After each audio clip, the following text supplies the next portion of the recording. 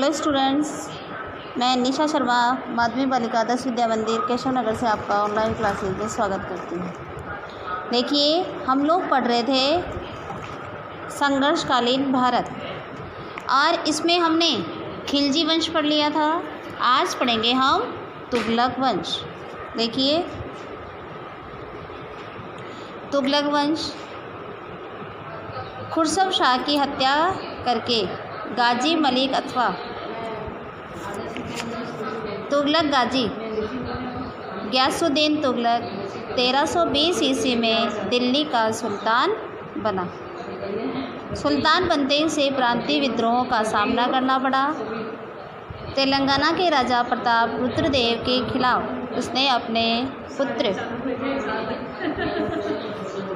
जूना खां को वारंगल भेजा। जाज नगर उड़ीसा में सैन्य अभियान किया गया जिसमें उल्लुक खां, जिसे हम जूना खां के नाम से जानते हैं, की विजय हुई। गयासुद्दीन का अंतिम सैनिक अभियान बंगाल के विद्रोहों का दमन करना था। दिल्ली वापसी पर आयोजित स्वागत समारोह में एक लकड़ी के भवन से गिरने से 1325 ईस्वी में उसकी मृत्यु हो गई। तत्पश्चात इसका पुत्र जूना खां मोहम्मद तुगलक के नाम से सुल्तान बना। देखिए, मोहम्मद तुगलक ये अपने इतिहास में रक्त का प्यासा, अंतर्विरोधियों का विश्वसनीय मिश्रण या पागल शासक के नाम से जाना जाता है। क्यों? क्योंकि उसने देखिए अपने समय में कुछ योजनाएं बनाई, लेकिन वह पूरी तरीके से सफल नहीं हो पाई। क्यों नहीं हो पाई? क्योंकि देखिए, सबसे पहले जैसे इसकी योजना थी दोआब में कर वृद्धि। दोआब में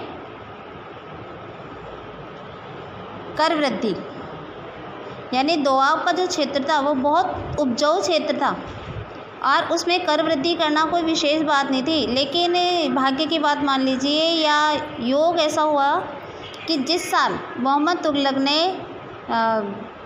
कर वृद्धि की, उसी साल दोआब क्षेत्र में अकाल पड़ गया और ऐसी स्थिति में जो वहाँ के जो जनता थी वो इनके विरुद्ध हो गई। देवगिरी को राजधानी बनाना, पहले इनकी राजधानी दिल्ली थी, दिल्ली से इन्होंने देवगिरी को अपनी राजधानी बनाया। रास्ते में जो जनता थी, राजधानी की जो जनता थी, व्यापारी वर्ग था, उनको बहुत कठिनाइयों के बाद में वो लोग देवगिरी पहुँचे। लेकिन देवगिरी की जो आबो हवा थी वो दिल्ली के लोगों को सहन नहीं हुई और उसको दोबारा दिल्ली लाने का आदेश देना पड़ा, जिसके कारण कि राजधानी की जो जनता थी उनको बहुत ज़्यादा नुकसान उठाना पड़ा। साथ ही उनको अपनी जो आर्थिक और मानसिक शारीरिक रूप से पर सभी प्रकार से उनको कष्ट उठाना पड़ा, जिसके कारण वह उसके विरोधी बन गए। सांकेतिक मुद्रा का प्रचलन। देखिए, मोहम्मद तुगलक ने सांकेतिक मुद्रा का प्रचलन किया कि जो उनके तांबे के सिक्के उन्होंने चलाए, तो ऐसी स्थिति में घर घर में टकसाल लग गए, बहुत ज़्यादा पैसे हो गए। ऐसी स्थिति में उनको चांदी के सिक्के तांबे के सिक्के बंद करवा के दोबारा चांदी के सिक्के चलाने पड़े। इसके लिए वो उनको जो खजाना था उसमें तांबे के सिक्के जमा करके उसके बदले में उनको चांदी के सिक्के देने पड़े। तो ऐसी स्थिति में उसकी जो शाही खजाना था वो पूरी तरीके से खाली हो गया। इसी तरीके से उसकी थी खुरासान पर आक्रमण और कराजिल की ओर अभियान। कराजिल की ओर अभियान किया और इसमें वो बारिश का मौसम था और कीचड़ ही कीचड़ हो गया और ये एक पहाड़ी क्षेत्र था। तो ऐसी स्थिति में इसकी जो आधी से ज़्यादा जो सेना थी वो बिना युद्ध करे ही मारी गई। इसी तरीके से खुरासान पर आक्रमण है। देखिए, सुल्तान ने 1327 से 1335 ईस्वी तक देवगिरी को अपनी राजधानी बनाकर रखा और उसका नाम दौलताबाद रखा। 1330 में तांबे एवं कांसे के मिश्रित सांकेतिक सिक्के चलाए। लोगों ने जाली सिक्के बनाना प्रारंभ कर दिया, अतः सांकेतिक मुद्रा बंद करनी पड़ी। मोरक्को का यात्री इब्न तुता लगभग 1333 ईस्वी में भारत आया। सुल्तान ने उसे दिल्ली का काजी नियुक्त किया तथा 1342 ईस्वी में राजपूत बनाकर चीन भेजा। 1351 ईस्वी में मोहम्मद तुगलक की मृत्यु हो गई। तो जो मैंने आपको इनके ऊपर 5 योजनाएं बताई है उसी के बारे में यहाँ नीचे बताया गया है कि यह अपने शासन में जो योजनाएं बनी उनमें वो सफल नहीं हो पाया। अब पढ़ते हैं हम सैयद वंश। देखो, तैमूर ने दिल्ली को जीतकर खिलजी खां को अपना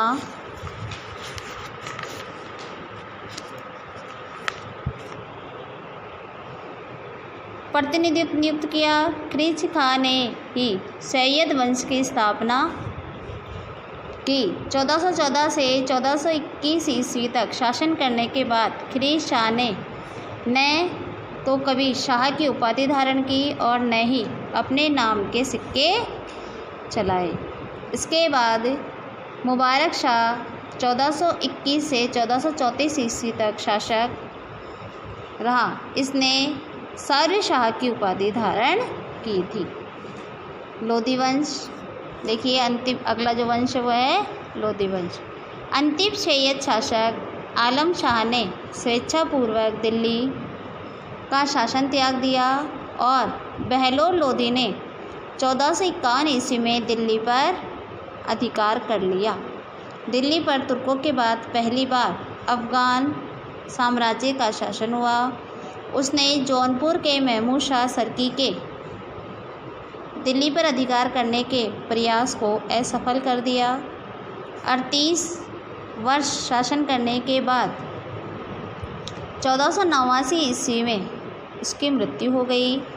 इसके बाद उसका दूसरा पुत्र निजाम शाह सिकंदर शाह की उपाधि धारण कर सुल्तान बना। तिरहुत, बिहार एवं बंगाल तक उसने साम्राज्य विस्तार किया। इसका न्याय प्रबंध एवं राजस्व सुधार प्रसिद्ध है। भूमि की नाप और उसके आधार पर भूमि कर नियत करने का कार्य किया। यानी पहले भूमि की नाप करवाई और नाप के आधार पर भूमि का कर निश्चित किया गया। 1 गज चलाया जो प्राय 30 इंच का होता था। यह गज लंबे समय तक सिकंदरगंज के नाम से जाना गया। इटावा, बयाना, कोल, ग्वालियर एवं धौलपुर के शासकों को अधीन रखने के अभिप्राय से उसने 1506 ईस्वी में आगरा नगर का निर्माण करवाया। उसका उपनाम गुलूर खां था। इसी उपनाम से कविता भी लिखता था। नवंबर 1517 ईस्वी में उसकी मृत्यु के बाद उसका पुत्र इब्राहिम लोधी आगरा में गद्दी पर बैठा। 1517 से 1518 ईस्वी में इब्राहिम लोधी व राणा सांगा के मध्य युद्ध हुआ। लोधियों की हार हुई। 1526 ईस्वी में पानीपत के मैदान में बाबर से युद्ध में हार गया। कौन? इब्राहिम लोधी। इतिहास में यह युद्ध पानीपत के युद्ध के नाम से प्रसिद्ध है। यह युद्ध युगांतरकारी सिद्ध हुआ।